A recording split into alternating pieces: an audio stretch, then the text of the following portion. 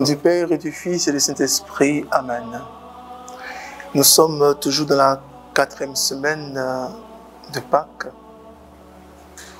Bien-aimés frères, bien-aimées sœurs, le Seigneur nous dit, si quelqu'un reçoit celui que j'envoie, il me reçoit moi-même. Évangile de Jésus-Christ selon Saint Jean, chapitre 13, versets 16 à 20. Après avoir lavé les pieds de ses disciples, Jésus parla ainsi. Amen, amen, je vous le dis. Un serviteur n'est pas plus grand que son maître, ni un envoyé plus grand que celui qui l'envoie. Sachant cela, heureux êtes-vous si vous le faites.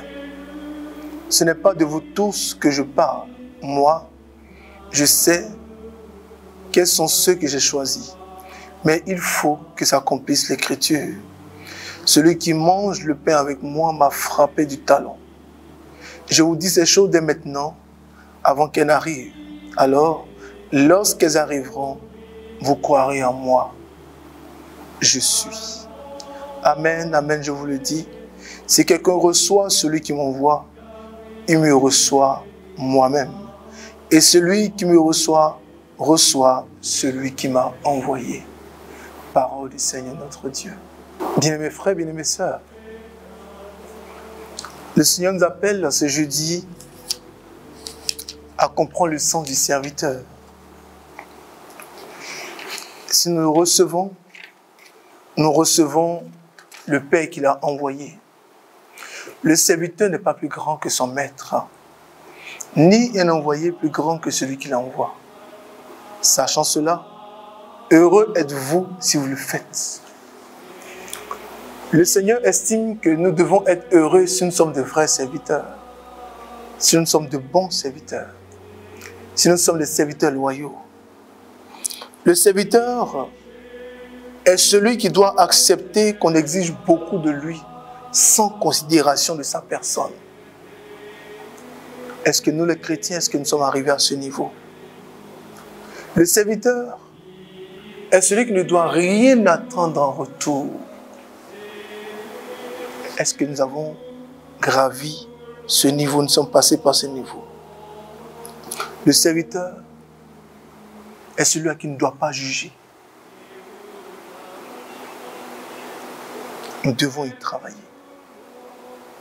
Le serviteur doit confesser qu'il est serviteur inutile et accepter et comprendre qu'on peut se passer de son service. Si nous comprenons ces choses, comment il peut y avoir des débats, des incompréhensions, des frustrations ou des histoires de querelles? Les chrétiens doivent avoir un vrai esprit de serviteur. Le serviteur doit enlever son cœur sur tout ce qui est récompense, honneur, valorisation de sa personne. De sorte que, quand il n'est pas valorisé, il n'est pas honoré, il n'est pas cité, il n'est pas plébiscité, il n'est pas encouragé, sa journée n'est pas perdue. Sa journée n'est pas gâchée. Peu importe ce qu'on pense de lui, mais il sait qu'il sait le vrai Dieu, qu'il sait le vrai berger et qu'il sait le bon berger. Le serviteur doit être prêt à recevoir des ordres de Dieu sans rechigner, même si la manière de donner les ordres n'est pas la bonne. Ce n'est pas le serviteur qui choisit. Tu aurais pu me parler ainsi, tu aurais dû me dire ceci.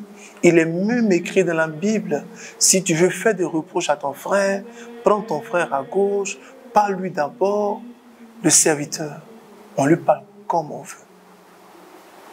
Vous ne pouvez jamais comprendre, vous n'allez jamais savoir le vrai cœur, la vraie nature des personnes tant qu'elles ne sont pas contrariées, tant qu'elles ne sont pas offusquées, tant qu'elles ne sont pas humiliées, tant tant qu'elles ne sont pas froissées, je ne vous invite pas à manquer du respect à quelqu'un.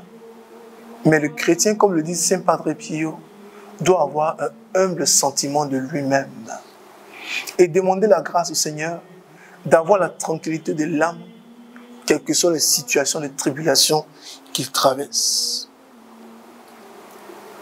Quelquefois, et pour finir, on se tape même, comme le dit l'une de mes sœurs, l'une de mes filles en France, on se tape le sale boulot au travail, dans toutes les conditions.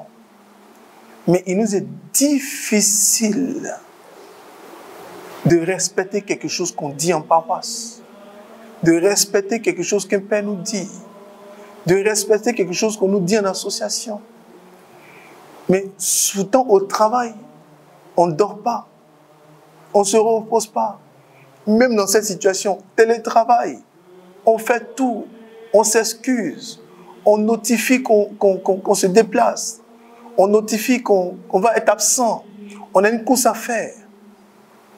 Mais le peu de choses qu'on demande dans l'œuvre de Dieu, les gens sont offusqués, des gens sont blessés, et ça va dans tous les sens.